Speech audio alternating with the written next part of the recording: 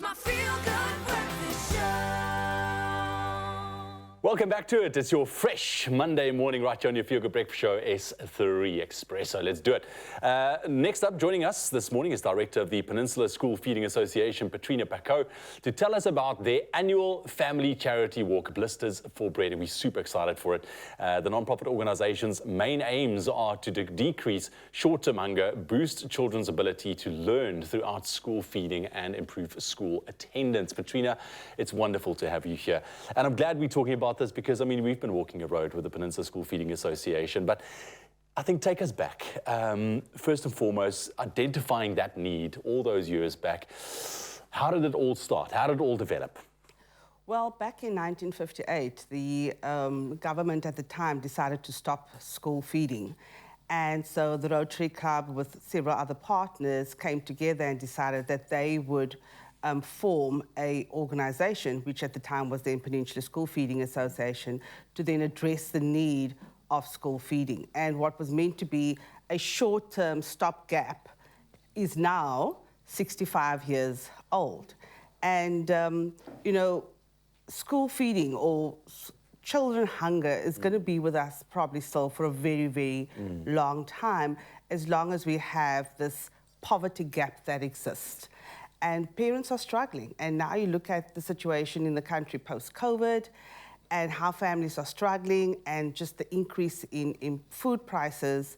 The need for school feeding is increasing with each and every day. And you know, we can say it, especially in today's day where we live right now, like you rightly said, with the prices skyrocketing, it's very difficult, you know, taking a look at that minimum wages, you know, that people earn, to still think about food for the child. And we know we can't teach a hungry child, and this is the incredibly valuable work that you guys are doing.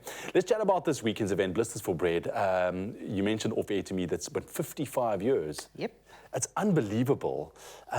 How did this part of the Peninsula School Feeding, or this kind of way to just really help the association as well come about? Because it's something that I think a lot of people look forward to on a yearly basis. Yeah. So back in 1968, 146 boys from Savio College decided to have a walk from Simonstown to their school to raise funds for the organization. And that is really where it all started. And from there, it has grown year on year from 146 boys who themselves, actually, some of them did the walk about 5 years ago. Oh, wow. Again.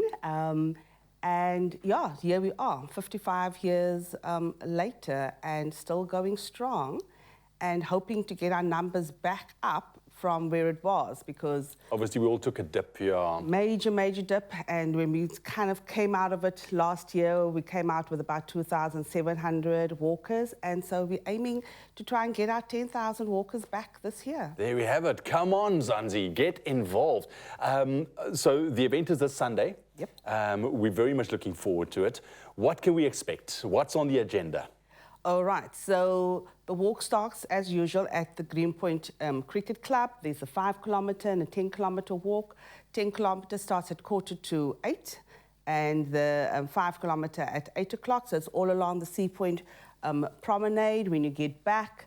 And there'll be lots of refreshments along the way for you too. And when you get back to the field again, there'll be performers. Noor Abrams. Yes. And we'll have Krista Jonas from The Voice, season 3. And then we've got this young man, Sayed Phyllis, who's from Sarepta High School. And he's also going to be performing. So we're really, really looking forward to have everybody come out. Please, entries are closing today at midnight. At midnight today. Okay. So please get your entries in. And yeah, come and join us. There's going to be lots of activities for the little ones in the field too. So we'd love to encourage families. It's a fun walk. It's a family day.